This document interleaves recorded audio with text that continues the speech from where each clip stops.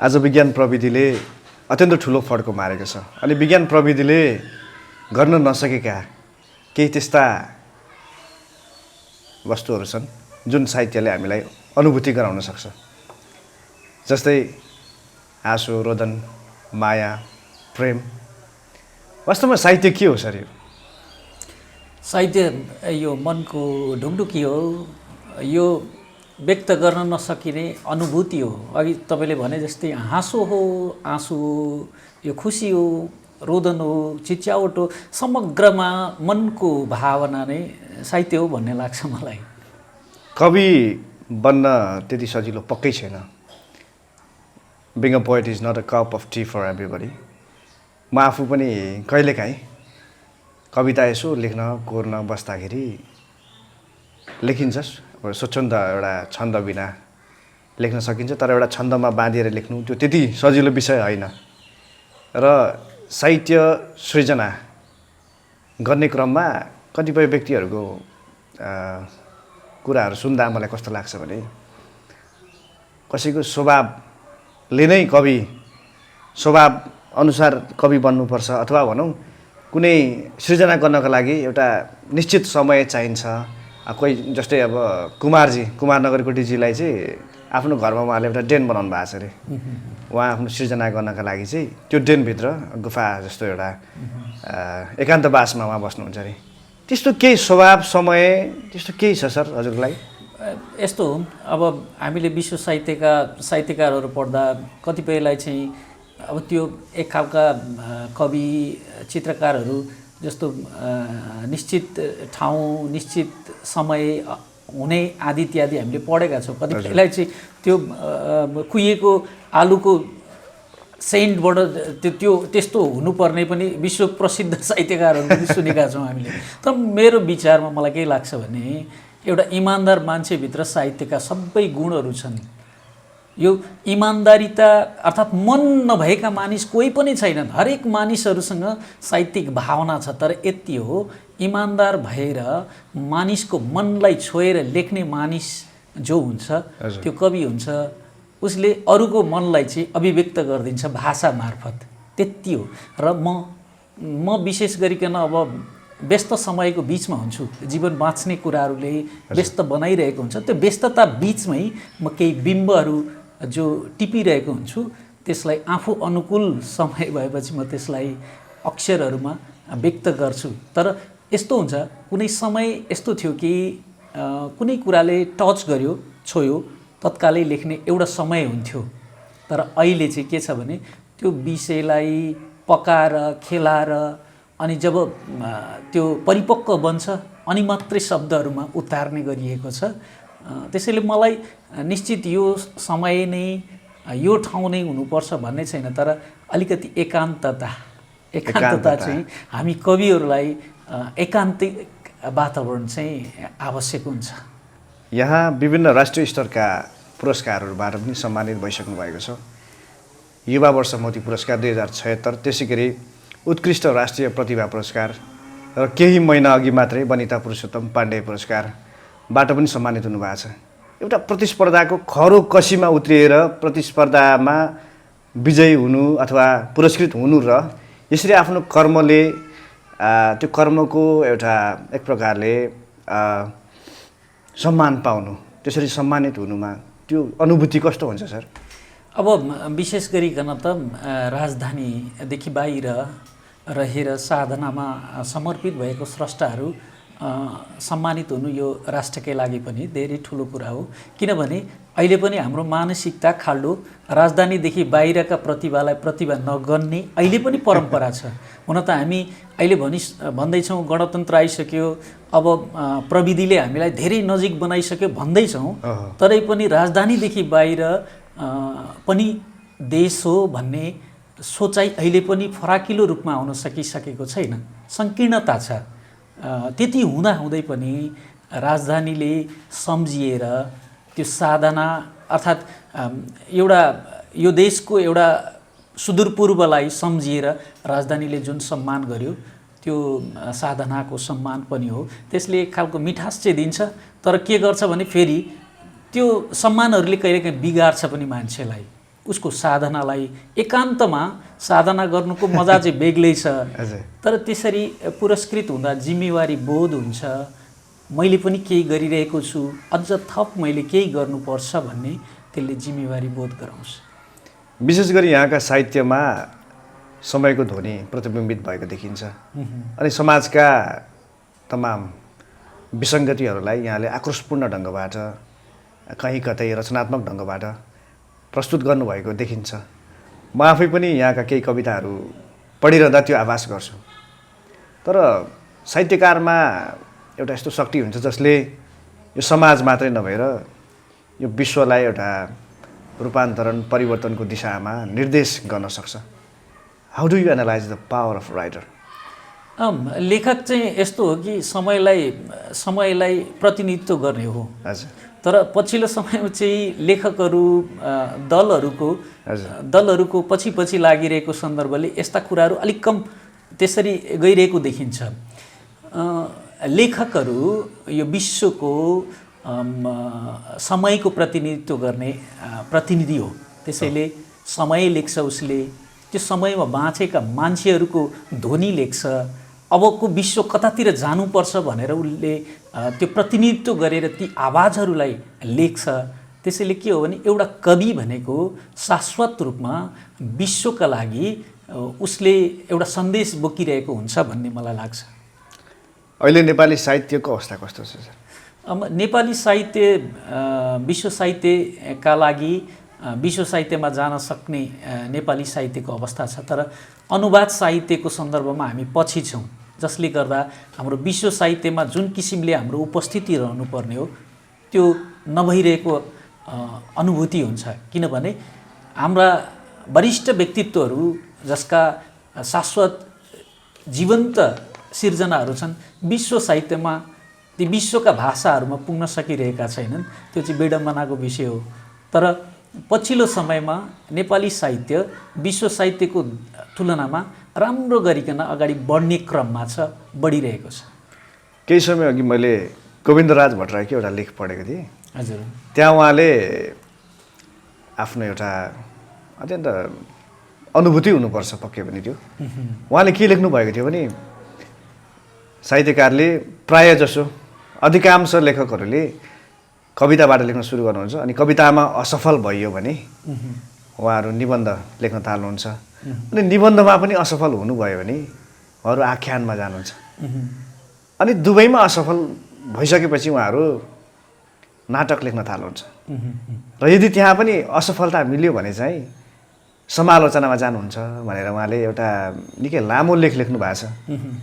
सायद उहाँको त्यो एउटा अनुभव बोलेको हुनपर्छ।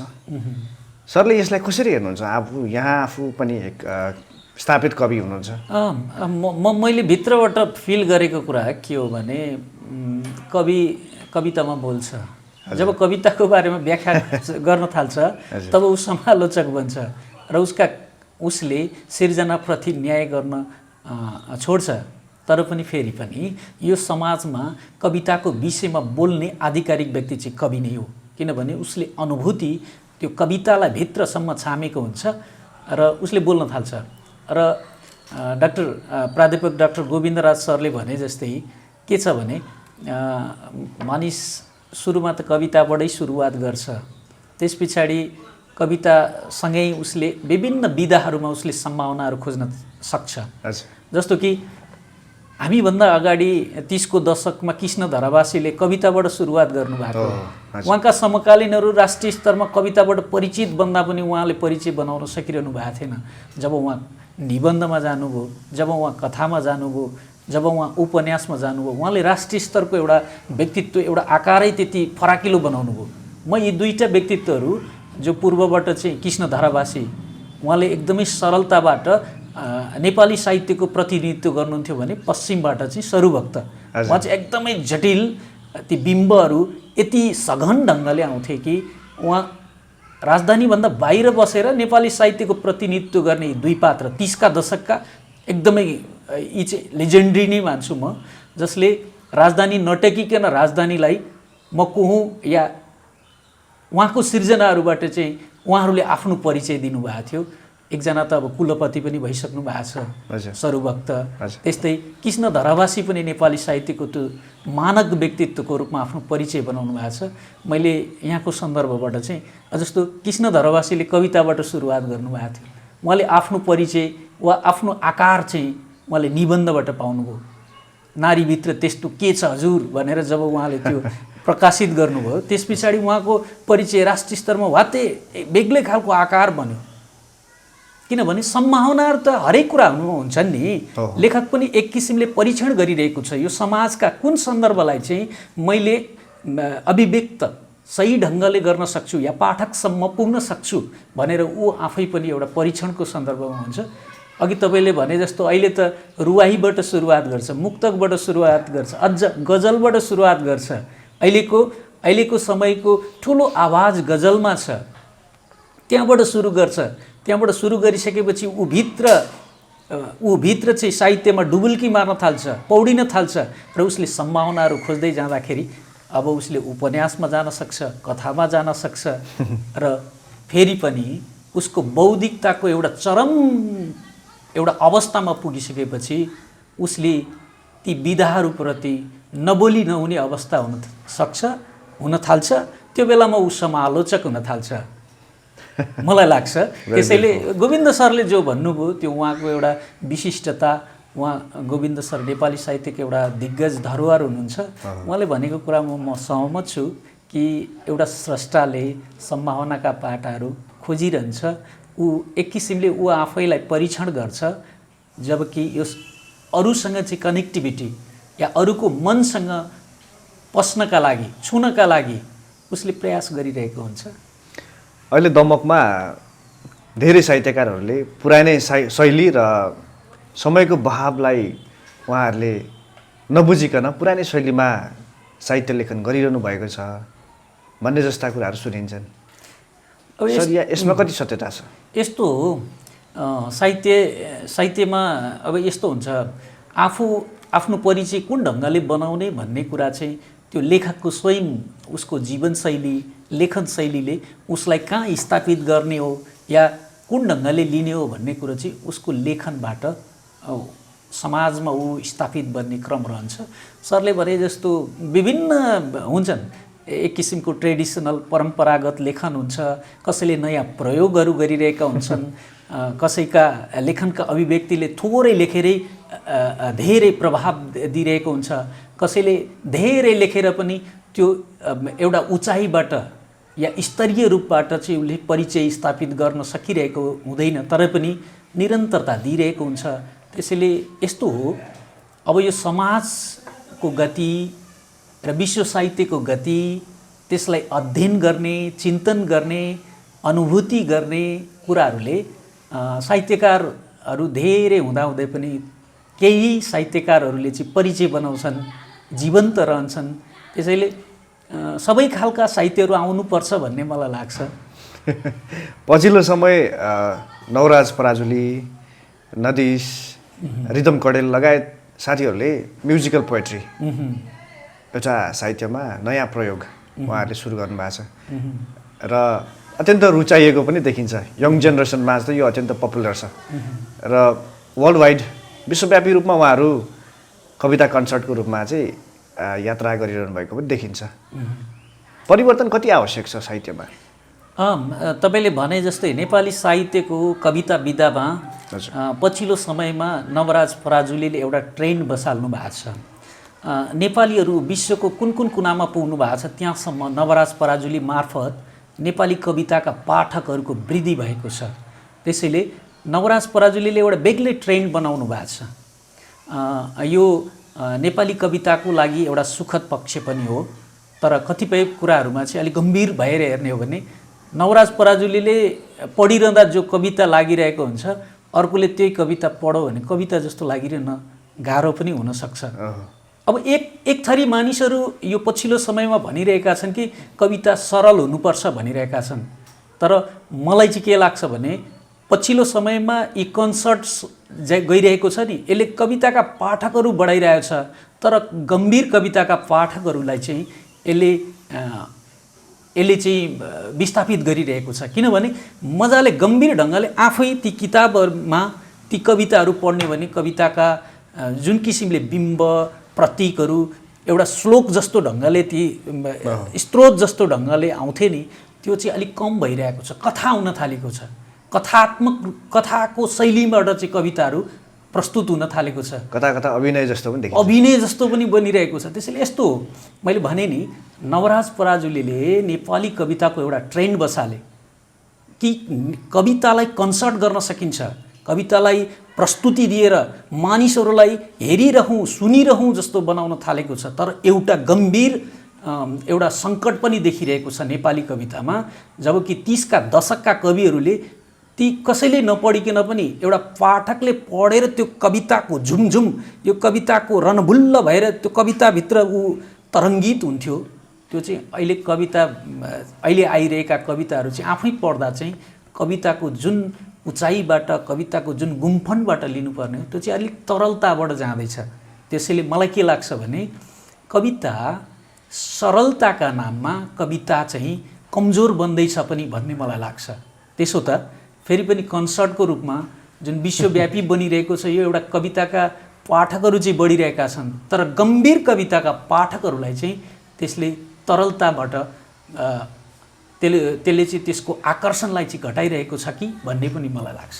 यहाँ दमक प्रज्ञा प्रतिष्ठानको कार्यकारी सदस्य पनि हुनुहुन्छ र एक प्रकारले भन्ने हो भने पोइट्रीको लेगेसी, त्यो विरासतलाई यहाँले पूर्वमा भनौँ न विशेष गरी राष्ट्रिय स्तरमै चिनिनु भएको छ र पनि यहाँको योगदान विशेष गरी दमकमा रहेर अत्यन्त लामो समयदेखि आफूलाई साहित्य साधनामा तल्लीन गरिरहनु भएको छ। अहिले विशेष गरी दमकमा भनौँ न साहित्य क्षेत्रका बाधकहरू के हो? किन हामी यङ जेनेरेसनलाई चाहिँ साहित्यमा ल्याउन कठिन भइरहेछ, अथवा पठन संस्कृति हामी माझ किन ह्रास हुँदैछ सर? यो अब दमक भनेको चाहिँ भाषा साहित्य कला संस्कृतिको कारणले पनि राष्ट्रिय स्तरमा परिचित ठाउँ हो। यहाँ नेपालमै गजलको एउटा अभियान ल्याउनमा दमकको ठुलो योगदान छ।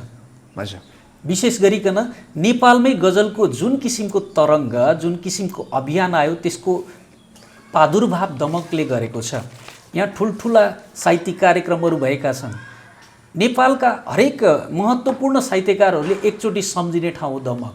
तर पछिल्लो समय चाहिँ यहाँले भने जस्तो के हुँदैछ भने केही कारणहरू छन् जो चाहिँ विशेष गरिकन पछिल्लो समय हामीले राजनीतिक प्राप्तिहरू गऱ्यौँ 46 साल पछाडि, तर त्यो झन्डा र दलहरूसँगै मानिसहरू विभाजित हुन थाले, उनीहरूको मनहरू विभाजित हुन थाले, उनीहरूको विचारको पछाडि पछाडि स्रष्टाहरू पनि कुद्न थाले। उनीहरूको सिर्जनाले, उनीहरूको कारणले ती दलहरूलाई निर्देशित गर्नुपर्ने थियो, तर के भयो त भन्दाखेरि ती दलहरूसँगै ती स्रष्टाहरू पनि झुन्ड झुन्ड हुँदै जाने एउटा कारण रह्यो। अर्को कारण चाहिँ मलाई के लाग्छ भने विशेष गरिकन पछिल्लो समयमा हामीले सांस्कृतिक चेतना भन्यौँ, हरेक जात जाति, भाषा, धर्म, संस्कार, संस्कृति सबैको उन्नयन हुनुपर्छ, लिपिको उन्नयन हुनुपर्छ भन्यौँ, तर केही ढङ्गले साम्प्रदायिकताको विकास हुँदै गयो। त्यो ठुलो दुर्भाग्य थियो। हो, लिपिको विकास हुनुपर्छ, जातिको विकास हुनुपर्छ, तिनको भाषा, तिनको हरेक कुराहरूको संस्कृतिहरूको विकास हुनुपर्छ, तर साम्प्रदायिक रूपमा एकअर्काप्रति विद्वेष गरेर चाहिँ त्यसको विकास हुन सक्दैन। त्यो पनि देखियो। एकले अर्कालाई निषेध गर्ने, राम्रो कुराहरूबाट सिकेर एकअर्कामा सहकार्य गरेर जानुभन्दा एकले अर्कालाई निषेध गरेर जाने त्यस्ता खालका परम्पराहरू बस्दै गए, जसले गर्दा के भयो भने राजधानीबाट आउने स्रष्टाहरूले ती स्रष्टाहरूलाई खोजिरहने, तर यहाँ चाहिँ निषेध गरिरहने, घेराबन्दी गर्ने, भरिसक्यो उसलाई प्लेटफर्म नदिने। तर जो पोखरी बाँचिरहेका मानिसहरू छन्, ती झरना बाँचेका, जो चाहिँ एकदमै जिउँदो तरिकाले खोला बाँचेका मान्छेहरूलाई चाहिँ निषेध गर्न खोजिरहने, यो एक खालको संस्कृति चाहिँ यो दमकमा, विशेष गरी दमकमा धेरै मौलाएको देखिन्छ। त्यसो त नेपालभरि नै अहिले के छ भने गुटबन्दी छ। त्यो एकातिर पार्टीको त्यो सिद्धान्तसँग सम्बन्धितहरूको गुट छ, अर्कोतिर अहिले भनिए जस्तै जातका सन्दर्भले पनि त्यस्तो गुटबन्दी गरिरहेको छ। यी सबै कारणहरूले के भयो भने यहाँको साहित्यलाई चाहिँ यहाँले भने जस्तै म पनि मनको एउटा कुनाबाट साहित्य निरपेक्ष हुन सकेन, राजनीतिबाट निरपेक्ष हुन सकेन। साहित्यले यस्तो, साहित्यले राजनीतिलाई दिशा निर्देश गर्नु पर्थ्यो, किनभने साहित्य भनेको चाहिँ यो सिद्धान्तविहीन सिद्धान्त हो। यसले भत्काएर बनिरहेको सिद्धान्तलाई भत्काएर नयाँ सिद्धान्त बनाउन सक्नुपर्छ। यसले सृजनशीलताका लागि, समाजको सकारात्मक रूपान्तरणका लागि। तर के भयो त भन्दा 46 सालपछि चाहिँ यहाँ चाहिँ राजनीतिक दलहरूमा स्वाभाविक थियो कि बहुदल भइसकेपछि विभिन्न विचारहरू हुन्छन्, तर स्रष्टाहरू नै विचारका पछि कुद्ने, यो झुन्डको पछि कुद्ने र नेपालको समग्र साहित्यको कुरा मात्रै गर्ने होइन, राजनीति नै निराशाका सन्दर्भहरूतिर चाहिँ अगाडि बढ्ने क्रमको विकास भइरहेको। त्यसो त यो दमक भनेको साहित्यका लागि नेपालकै साहित्यकारहरूले एकचोटि सम्झिने ठाउँ हो। राजन मुकारुङले आफ्नो दमिनी भिरलाई साफी गरेको ठाउँ हो। उपेन्द्र सुब्बाले आफ्ना विभिन्न बहुचर्चित कृतिहरूलाई साफी गर्ने ठाउँ हो। यहाँ स्रष्टाहरूको उद्गम, यहाँ यो भलाकुसारी गर्ने, चर्चा परिचर्चा, गोष्ठी विमर्श गर्ने ठाउँ हो। तर पछिल्लो समयमा चाहिँ त्यो एक खालको त्यो हार्दिकताको पन, त्यो एक खालको स्पोन्टेनियस हुन्छ नि, स्वच्छन्दताको पन चाहिँ कता कता फिक्का बन्दै गइरहेको तपाईँले भने जस्तै त्यो मलाई धेरैले भन्छन्। र म त अहिले त्यो भिडभन्दा पर यहाँले पनि धेरैचोटि गरिरहँदा म कसो आजभोलि एक खालको भिडतिर भन्दा पनि एकान्तमा हराउन रुचाउँछु र त्यो एकान्तबाट फर्किएर ती सन्दर्भहरूलाई यसो हेर्छु। होइन, हामी कता जाँदैछौँ, फेरि पनि ती घटनाहरूबाट, ती कार्यहरूबाट मलाई लाग्छ त्यहाँबाट पनि केही सिकाइ त हुँदैछ। तर त्यसले चाहिँ यहाँले भने जस्तै उदार मनबाट, फराकिलो सोचले परबाट हेर्नेहरूले त्यस्तो खालको अलिकति जुन किसिमबाट अगाडि बढ्नु पर्थ्यो त्यो नभइरहेको चाहिँ देखिरहन्छ। समय परिवर्तनशील छ र हामीले समयको गतिलाई रोक्न सक्दैनौँ। आज विश्वभरि, विशेष गरी पश्चिमा देशहरूमा लिटरेचर इज डेड, साहित्य मृत भइसक्यो। साहित्य जस्तो त्यस्तो कुनै अभिजातीय कुनै विधा छैन, त्यो बस एउटा लेखन हो, इट्स ओन्ली अ टेक्स्ट भन्ने जस्ता डिस्कोर्सहरू चलिरहेका छन्। यहाँ आफूलाई साहित्यकार या लेखक के भन्न रुचाउनुहुन्छ? म एउटा मान्छे हुँ। म यो मान्छे, स्वाभाविक मान्छेहरूसँगको मान्छेले जसरी बाँचिरहेका छन् म पनि त्यसरी पनि बाँच्ने मान्छे हुँ। तर फरक ती आम मानिसहरूभन्दा अलिकति फरक म पनि केही हुँ भनेर आफ्नो अस्तित्वलाई दाबी गर्ने मान्छे हुँ। त्यही भएर म त्यो यो समाजको, समयको र मान्छेहरूको संवेदनालाई बाहिर अभिव्यक्त गर्ने एउटा माध्यम हो। त्यसो त अघि सरले भने जस्तै यो धेरै वर्ष पहिले नै यो लेखकको मृत्यु, होइन, अनि त्यस्तै गरिकन अब कन्स्ट्रक्सनका कुराहरू पनि आइसकिरहेछन्, लेखकको मृत्युको कुराहरू आइसकिरहेछन्। त्यसैले स्वाभाविक रूपमा एउटा लेखक लेखिसकेपछि उसको मृत्यु नै हुन्छ, स्वाभाविक हो। त्यसमा उसको दाबी रहँदैन, त्यहाँ पाठकको दाबीहरू रहन सक्छन्। पाठकहरूले विभिन्न क्रिया प्रतिक्रियाहरू दिन सक्छन्। उनीहरूले आफ्नो कोणबाट आफूले अनुभूति गरेका कुराहरू त्यसमा पाउन सक्छन्। मैले यो कुरा हो भनेर त्यसको अर्थ लगाउन थालेँ भने त्यो गलत हुनसक्छ। त्यसैले यहाँले भने जस्तै हामी समाजलाई, समाजको प्रतिनिधित्व गर्ने समाजका प्रतिनिधि पात्रहरू हौँ, जो हामी लेखक भन्छौँ, हामी कवि भन्छौँ, साहित्यकार भन्छौँ। यो कार लगाउने कुरा चाहिँ अरूले गर्ने हो। पछिल्लो समयमा त्यो अलि हतारो पनि हुन थालेको छ। हामी जतिखेर साहित्य सिर्जना गर्थ्यौँ एउटा मानक रूपमा त्यसको पनि परिभाषा के हो भन्ने खोजीको विषय पनि हो। समग्रमा भन्नुपर्दा लेखक अरू भन्दा पनि समयलाई अभिलेखन गर्ने समयको एउटा प्रतिनिधि पात्र हो, जसले चाहिँ त्यो समयको आवाजलाई सार्वजनिक गर्दछ। आज हामीमाझ शङ्कर चापागाई, धनकुटे कान्छा भनेर हामी जसलाई त्यो उपमाले चिन्छौँ, सर अब आज कवि अब उपस्थित हुनुहुन्छ कार्यक्रममा। यहाँको कविताको एउटा छोटो अंश हामी सबैको लागि सुनाइदिनुहोस् न कुनै पनि कविता सङ्ग्रहबाट। विशेष गरिकन पछिल्लो समयमा यो कोभिडले साँच्चै भन्यो भने विश्व साहित्य विश्व मानिसको जनजीवनलाई नै एक ढङ्गले अगाडि बढाइरहेको छ कि हामीले तेरो मेरो यो त्यो भनिरहेका छौँ नि, प्रकृतिले प्रकृतितिर फर्क है भनेर सन्देश दिइरहेको छ। हरेक मानिसहरूको बिचमा वितृष्णा, हरेकहरूको मान्छेको बिचमा विद्वेष छ नि, यसले प्रकृतितिर फर्क, स्वच्छन्द बाँच र प्रकृतिलाई बाँच्न देऊ, तिमी पनि बाँच भनेर सन्देश दिइरहेको छ। त्यसैले तिनै सन्दर्भहरूबाट चाहिँ के तिमीसँग पनि कमलो मन छ? भर्खरै ढुङ्गा रिसाएर भन्यो, भर्खरै ढुङ्गा रिसाएर भन्यो, अमर त हरेक बनेका छन् फोर्नलाई प्रत्येक समय। भर्खरै ढुङ्गा रिसाएर भन्यो, हम्मर त हरेक बनेका छन् फोर्नलाई प्रत्येक समय र टुक्राउन खोजिरहेछन् मानवताका हरेक सम्बन्ध। म मान्छे होइन, ढुङ्गा बोलिरहेको समय मन्दिरको घण्टामा देखिरहेछु र संवेदना पढिरहेछ समाचार वाचक र देखाइरहेछ मुर्दाहरूको विज्ञापन र संवेदना पढिरहेछ समाचार वाचक र देखाइरहेछ मुर्दाहरूको विज्ञापन। बजारमा उभिएका काँचका चुराहरू सोधिरहेछन्, बजारमा उभिएका काँचका चुराहरू सोधिरहेछन् के तिमीसँग पनि कमलो मन छ? धन्यवाद। वाह, अत्यन्त सुन्दर। यो कविता सुनिरहँदा कोभिड काल मलाई अलिअलि याद आयो। अनि सरको त्यो फेसबुक प्रोफाइलमा पनि एक मानवतावादी कवि भनेर लेख्नु भएको छ। यसको तात्पर्य के छ? वास्तवमै अहिले पछिल्लो समयमा मान्छेसँग मन मर्दै गइरहेको छ र मान्छे बुद्धिले बाँच्न थालेको छ। यसको मतलब के हो भने मान्छे प्रकृतिसँग छैन या आफ्नो मनसँग छैन, मान्छे खालि स्वार्थ बाँचिरहेको छ, मान्छे जोड घटाउ बाँचिरहेको छ। भावनामा जोड घटाउ हुँदैन, यहाँ खुसी खोजिन्छ। मान्छे खुसीको पछि होइन, मान्छे कमाउनका लागि अगाडि बढिरहेको छ, त्यसैले स्वार्थ व्याप्त छ।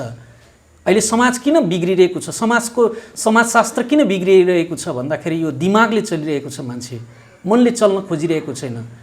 मानवतावादले मनको कुरा गर्छ, भावनाको कुरा गर्छ, यसले प्रकृतिको कुरा गर्छ। प्रकृतिले कहिले लिन जानेको छैन, खालि दिन जानेको छ। यो प्रकृति, यो संसार हो, भगवान प्रकृति नै भगवान हो, किनभने त्यो प्रकृति थिएन भने जीवको विकास हुन सक्ने थिएन। त्यसैले यो कोभिडले मानिसको टाउकोमा हानेको छ। यदि बुझ्दैन मान्छे भने, यो संसारले बुझेन भने अझै पछि यस्ता सङ्कटपूर्ण समयहरू आउन सक्छन् भन्ने म भित्रको कविलाई अन्तर्ध्वनित गरेको छ। त्यसो त यो कोभिड कालमा होइन, म एउटा मानवतावादी कवि भन्ने चाहिँ पहिले नै म प्रकृतिलाई मन पराउँछु, म खोला झरना चराहरू कराएको मन पराउँछु, म पुतली हेर्न मन पराउँछु, म कमलो मन पराउँछु। या आमाले जुन काम गर्छिन् नि, त्यो आमा तत्त्व हुनलाई धेरै गाह्रो रहेछ। त्यही कुरा चाहिँ म कोसिस गर्छु, त्यसैले म आफूलाई मानवतावादी भन्न रुचाउँछु। सरलाई मैले चिनेको निकै लामै भयो। मैले सप्तरङ्गी एफएम नै हुनुपर्छ। सप्तरङ्गी एफएम ट्युन गर्दा यहाँले मलाई लाग्छ मर्निङ टाइमकै कार्यक्रम हो त्यो, शुभ प्रभात समथिङ के थियो। हजुर। अनि त्यतिखेर हजुरले चराहरूको आवाजहरू निकाल्नुहुन्थ्यो। एक व्यक्ति भएर एउटा चराको भाषा बोल्नु भनेको त्यो सहज विषय होइन। मलाई लाग्छ यहाँले निकै धेरै प्रजातिका चराहरूको आवाज निकाल्नुहुन्छ र ती चराहरूलाई सङ्कलन गर्न सक्नुहुन्छ, उहाँलाई बोलाउन सक्नुहुन्छ। त्यो बोलाउने खुबी यहाँमा छ। मैले यहाँलाई केही चराहरूको आवाज नक्कल गरिदिन अनुरोध गर्छु। धेरै धेरै राम्रो। म पहिले सप्तरङ्गी एफएममा त्यहाँ म्यानेजिङ डाइरेक्टर पनि थिएँ, प्रोग्राम कोअर्डिनेट गर्थेँ, कार्यक्रम चलाउँथेँ। यहाँले भन्नुभयो बिहानै म साहित्यिक कार्यक्रम चलाउँथेँ। कहिलेकाहीँ चरा स्पोन्टेनियसली म साहित्यिक कार्यक्रम चलाउँदै चराहरू कराउँदै त्यसरी चाहिँ म प्रस्तुति राख्थेँ। यहाँले सम्झाउनु भयो मेरो जीवनको यति रमाइला पक्षहरू। चराहरू मान्छेहरू जस्तो अर्काको कुपलो चिताउँदैनन्। मान्छेहरू हामी एकअर्कालाई गाली गर्छौँ, कसैले केही राम्रो गर्न आँटो भने खुट्टा तान्नतिर लाग्छौँ या कुरा काट्नतिर लाग्छौँ। चराले सधैँ मिठो बोल्छ र हामीलाई मिठो बोल्न सिकाउँछ। त्यति नै हामीले चराहरूबाट सिकिदिए पनि कति राम्रो हुन्थ्यो। त्यसैले अब यो नेपाल फेरि चराहरूको लागि पर्यटनको एकदमै सम्भावना बोकेको देश हो। नेपालमा 885 भन्दा ज्यादा प्रजातिका चराहरू पाइन्छन्, जो एउटा सिङ्गो महादेशमा पनि त्यतिका चराहरू छैनन्। हाम्रो देश समृद्ध बनाउने हो भने पर्यटन एउटा मुख्य आधार हो र चरा पर्यटन पनि यसको सम्भावनाको ठुलो आधार हो। हाम्रा आमाहरू, हाम्रो भाउजूहरू, काकीहरू पहाडमा पानी लिनलाई एक बिहानसम्म जानु पर्थ्यो हैन। अनि दाउरा, सेउला, पतेराहरू खोज्नका लागि चाहिँ टाढा जङ्गलसम्म जानु पर्थ्यो। त्यो बेलामा यिनै चराहरूका आवाज सुन्दै दुःखका सारा दुःखहरू चाहिँ भुल्नुहुन्थ्यो। र म तिनै चराहरू सुनाउँछु। अहिले बिहानै कराउँछ नि, बिहानै कराउने चरा चाहिँ यसरी कराउँछ। बिहानै हाम्रो घरको झ्यालको छेउमा, लिचीको बोटको छेउमा, आँपको बोटको छेउबाट चाहिँ कराउँछ। अनि जो अलि ढिलो ढिलो उठ्छन् नि उनीहरूलाई उठै भनेर चाहिँ त्यसले चाहिँ सन्देश पनि दिइरहेको हुन्छ। त्यो कसरी कराउँछ भने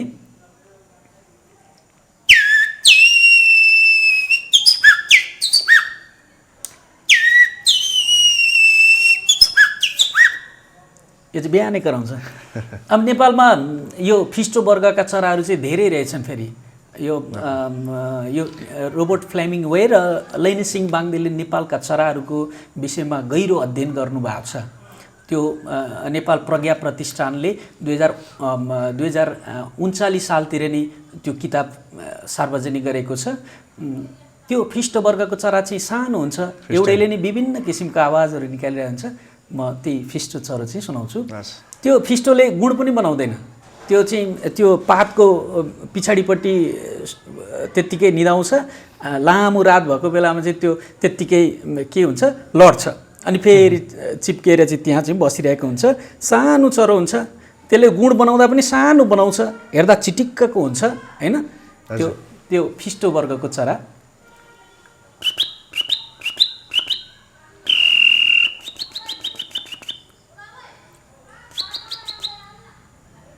यसरी विभिन्न किसिमको त्यो सानो चराले चाहिँ कराउँछ। अब यो के अरे हाम्रो नेपाल त अब फेरि पनि के भयो भने हामीले अर्कालाई गाली गरे जस्तो हुन्छ कि फेरि अब सम्भावनाहरू छैनन् भन्दाखेरि यो देश स्वर्गको टुक्रो भन्छन् हाम्रा नेताहरू हैन। यहाँ के छैन, सब थोक छ। के नेपाल सानो छ र भन्ने त्यो निबन्धमा लक्ष्मीप्रसाद देवकोटाले नेपालका प्राकृतिक सम्पदाहरूलाई यसलाई प्रयोग गर्ने हो भने नेपाल कति महान हुन्थ्यो भन्ने सन्दर्भहरू दिनुभएको छ। तर हाम्रा नेताहरूले चाहिँ त्यसलाई सदुपयोग नगरेर हो कि कसो हो कि, या त्यो इमान्दारिता नभएर हो कि, नियत खराब भएर हो कि, या सतिरै सरापेर हो कि हाम्रो युवाहरूलाई यहीँ केही गराउन सकिएको छैन। उनीहरू विदेश गइरहेका छन् अनि विदेशबाट चाहिँ ब्याडिङ बोकेर या काठको बाकसमा फर्किरहनु पर्ने हाम्रो बाध्यता छ। कतै एउटा विदेशबाट लाउरे फर्किरहेको छ या त्यो विदेश गएको फर्किरहेको छ र गाउँकी उसको आफ्नै मान्छेले चाहिँ पर हेरिरहेकी छिन्।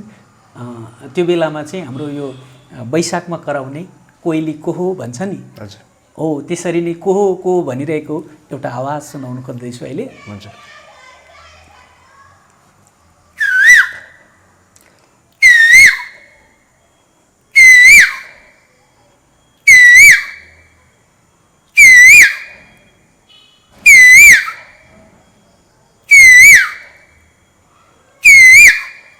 यसरी चाहिँ अब यो एक किसिमले त पीडा छ नि, बाध्यता छ नि। देशमा सम्भावनाहरू, देशमा उत्साह, आशा त्यो दिन सक्ने हो भने त देशैमा केही गर्न सकिन्थ्यो नि।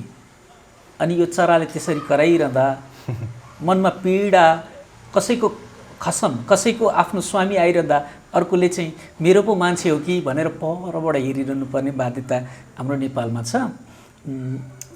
अनि एउटा चाहिँ अब घाँस दाउरा गर्दा अहिले त यो प्राकृतिक सम्पदाहरू पनि मासिरहेका छन्, जैविक विविधता हराइरहेको छ। अब बेलुकातिर झ्याउकिरी सुन्नलाई जङ्गलतिर कतै एकान्तमा जानुपर्ने परिस्थिति भइरहेको छ। कङ्क्रिटको जङ्गलले यो सारा कुराहरू खतम गरिरहेको छ। म झ्याउकिरीको आवाज सुनाउन खोजेँ। झ्याउकिरी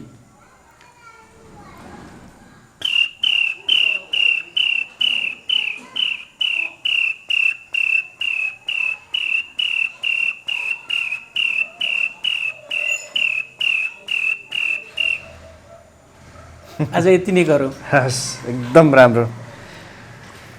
मानिस यति सृजनशील कसरी हुनसक्छ भनेर म घरिघरि सोध्छु सर। अब कविता पनि उत्तिकै राम्रो लेख्नुहुन्छ, कलाकार पनि उत्तिकै राम्रो। यहाँ मैले यहाँलाई चिनेको धेरै भए तापनि यहाँसँग संवाद गर्ने भनेपछि मैले यहाँको फेसबुक स्क्रोल गर्दै थिएँ, त्यहाँ एउटा इन्सिडेन्ट थियो। कुनै समय यहाँ एउटा एफएम स्टेसन, अघि सप्तरङ्गी भन्नुभयो, सायद सप्तरङ्गी नै होला,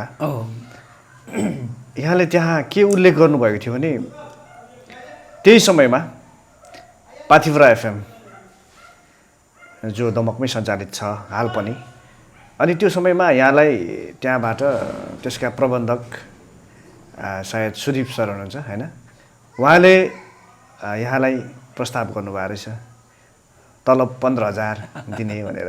तर यहाँले त्यो प्रस्तावलाई अस्वीकार गर्नुभएछ, जबकि तपाईँको तलब त्यो समय 3500 मात्र थियो अरे। यहाँले स्पष्टसँग लेख्नुभएको छ।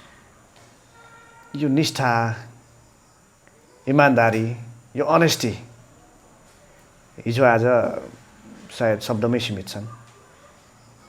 सर, कुनै पनि व्यक्ति यति निष्ठावान कसरी हुनसक्छ? इमान्दार बाँच्नुपर्छ। इमान्दार भएर बाँच्न चाहिँ गाह्रो हुन्छ, तर स्वाभिमानमा बाँच्न सकिन्छ। जब मान्छे स्वाभिमानलाई बेच्न थाल्छ त्यस पछाडि ऊ आफू बाँच्न सक्दैन। तपाईँले भने जस्तै म त्यतिखेर सप्तरङ्गी एफएममा जानुभन्दा अगाडि नै म सामाजिक रूपमा एउटा परिचय बनाइसकेको मान्छे हुँ। तर मलाई के थियो भने मलाई यो मिडिया खास गरिकन चाहिँ सञ्चार जगत मलाई प्यारो लाग्थ्यो, किनभने हामी बाणी बेच्ने मान्छे हौँ। हामी बाणीले मानिसलाई जगाउने मान्छे हौँ, मानिसलाई प्रेरणा दिने मान्छे हौँ, निराशा भएका मानिसहरूलाई आशा देखाउने मान्छे हौँ। त्यसैले मलाई रेडियोको आवाज तरङ्ग मार्फत मलाई मानिसहरूको मनमा पुग्ने मलाई मन भयो। त्यस पछाडि त्यहाँ म रेडियोमा जाँदा होइन तपाईँ त परिचय बनाइसकेको मान्छे के हो कसो हो भन्नुहुन्थ्यो होइन, यो त प्राविधिक विषय पनि हो। र जो ट्रेनिङ दिन आउनुभएको थियो उहाँ हाम्रो कवि साहित्यकार पनि हुनुहुन्थ्यो। उहाँले यसरी त्यो ट्रेनिङमै उहाँ मेरो साथी हो, उहाँ साहित्यकार हो भन्दाखेरि त्यो एक खालको साथीहरूले किन लिएको होला भन्नुहुन्थ्यो भने म लज्जा बोध गरेको थिइनँ, किनभने हरेक काम यो संसारका लागि त म त्यतिखेर नौलो थिएँ नि त। अर्थात् त्यो प्रविधि त म कार्यक्रमहरूमा हरेक ठाउँमा सार्वजनिक थिएँ, तर रेडियो कार्यक्रम प्रस्तुताका रूपमा त त्यो त मेरो सुरुवात थियो नि। र मैले इमान्दार भएर हरेक कामलाई म सम्मान गर्ने मान्छे हुँ। र यहाँले भने जस्तै इमान्दार भएर बाँच्नका लागि मान्छेले त्यतिखेर चाहिँ स्वाभिमानको, इमानको ठुलो महत्त्व थियो। अझ सञ्चारहरू थोरै थिए, सञ्चारको पनि ठुलो महत्त्व थियो। तर जिन्दगी बाँच्न चाहिँ निकै जटिल थियो। आजभोलि जसरी पैसाहरू अलि सहजै मान्छेहरूले प्राप्त गर्छन् त्यतिखेर निकै गाह्रो थियो। पैसाको निकै महत्त्व या भ्यालु थियो। त्यतिखेर मलाई स्वाभाविक रूपमा त्यो सञ्चार संस्थाबाट मलाई चाहिँ त्यसका प्रबन्धकज्यूले चाहिँ मलाई प्रस्ताव गर्नुभयो। मैले अहिलेको त्यो जेसिज चोक छ, म अहिले सम्झिरहेको छु, म साइकलमा थिएँ, म त्यो कार्यक्रम निर्देशक हुँ त्यो स्टेसनको, तर म त्यतिखेर साइकलमा कुदेँ। म अहिले सम्झिरहेको छु, अहिलेको जेसिज चोक हो, त्यहाँ चाहिँ मलाई प्रस्ताव राख्नुभयो। मैले दिएको उत्तर थियो, यहाँले मेरो प्रतिभालाई परख गर्नुभएको भने धेरै धेरै म आभारी छु। तर यहाँको त्यही एउटै ठाउँमा उस्तै सञ्चारसँग जोडिएका संस्थाहरूमा मेरो स्वाभिमानले त्यहाँ जान दिँदैन, किनभने गलत ढङ्गले पनि व्याख्या गर्न सकिन्छ। त्यसैले म तपाईँप्रति आभारी छु।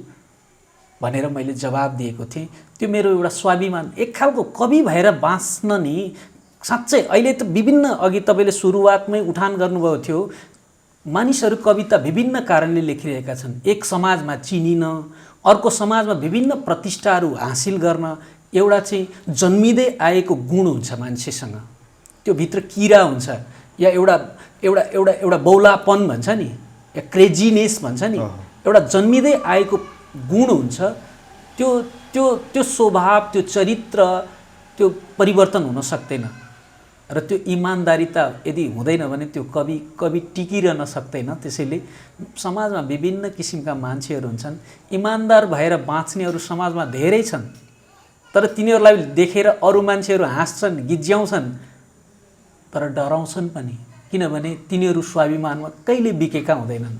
होला तिनीहरूको स्वाभिमानलाई अर्को ढङ्गले कसैले घमण्डी पनि भन्छन्, किनभने उनीहरू कहिले झुक्न जान्दैनन्, गलत काममा झुकेका हुँदैनन्। त्यसैले अघि यहाँले भने जस्तै कतिपय अप्ठ्यारा होलान्, तर त्यही अप्ठ्यारालाई चाहिँ उसले सहज बनाउँछ, जीवन बाँच्न सजिलो बनाउँछ र धेरै मानिसहरूका लागि उसको जीवन प्रेरणाको स्रोत बन्छ। यहाँले भन्नुभए जस्तै किन साहित्यकारहरू मरेपछि अमर हुन्छन्, किनभने उनीहरूको जीवन उदाहरणीय हुन्छ, समाजका लागि सिक्न लायकको हुन्छ। म त्यो प्रयास गरिरहेको छु। Wonderful. The crown of literature is poetry भन्ने गरिन्छ। यहाँ कवि हुनुहुन्छ र मैले कविलाई एउटा कुरा सोध्नै पर्छ, कविको स्वभाव कस्तो हुनुपर्छ, कस्तो हुन्छ?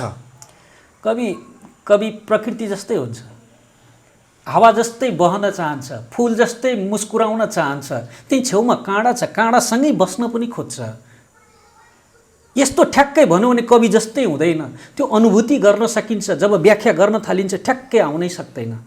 एउटा मानिस स्वच्छन्द बाँच्न प्रकृति भएर, हावा भएर, फुल भएर, खुल्ला आकाश भएर, फेरि धुम्म बादल लागे जस्तो पनि सबै थोक भएर बाँच्नु नै कवि हो, अर्थात् प्रकृति जस्तै। अब प्रकृतिलाई कस्तो भनेर कसैले व्याख्या गरौँ भने, या मायालाई कसैले यस्तो भनौँ भने त्यो मायाको परिभाषा नै हुन सक्दैन। अर्थात् साँच्चै भनौँ भने जिन्दगी के हो भनेर कसैले परिभाषा गर्छ भने उसको बौद्धिकताको प्रदर्शन मात्रै हो। जिन्दगी जसले जसरी भोग्ने हो, जिन्दगी त्यस्तै हो। त्यसैले मलाई के लाग्छ भने कवि या कविको जीवन कसरी बाँच्ने भन्ने सन्दर्भमा चाहिँ त्यो उसका लागि जसरी सहज हुन्छ, उसका लागि उसले अरूलाई असर नगरिकन उसले बाँच्ने जीवन नै उसको जीवन बचाइयो। त्यसैले यस्तो नै भन्न सकिँदैन।